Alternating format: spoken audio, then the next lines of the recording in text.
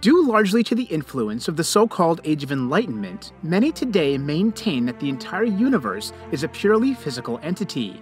The late atheist astronomer Carl Sagan promoted this idea when he said, "The cosmos is all that is or ever was or ever will be." This is naturalism. Ancient man, however, understood that there's both a spiritual and physical dimension. In fact, many cultures believed in a creator.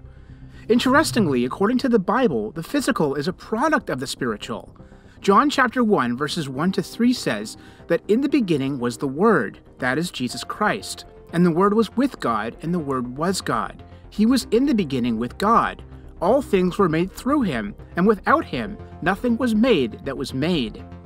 Not only does the Bible claim that the physical is a result of the spiritual, but also that the physical realm is actually being upheld by the spiritual realm.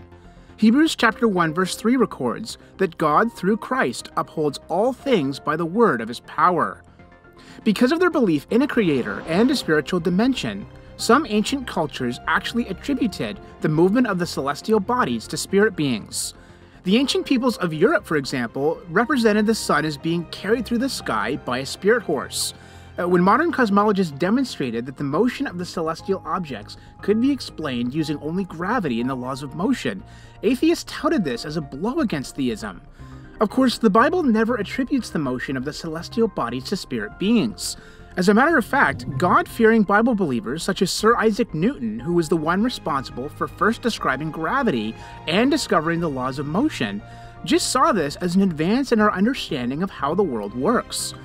Furthermore, it was due to the starting assumption that there was an intelligent designer who created a logical and ordered universe, which led many great minds to discover these fixed laws of nature in the first place.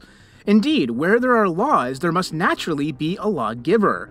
While atheism has no logical basis to explain why there are fixed laws, theism can. And many have come to this realization. Theistic astrophysicist John Hartnett explains that scientific laws are a description of the way God normally works within this physical universe.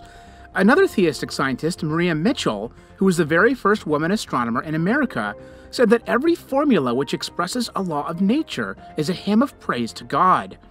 And similarly, Johann Kepler, who discovered the planetary laws of motion, declared that the study of the world and its processes is really thinking God's thoughts after him.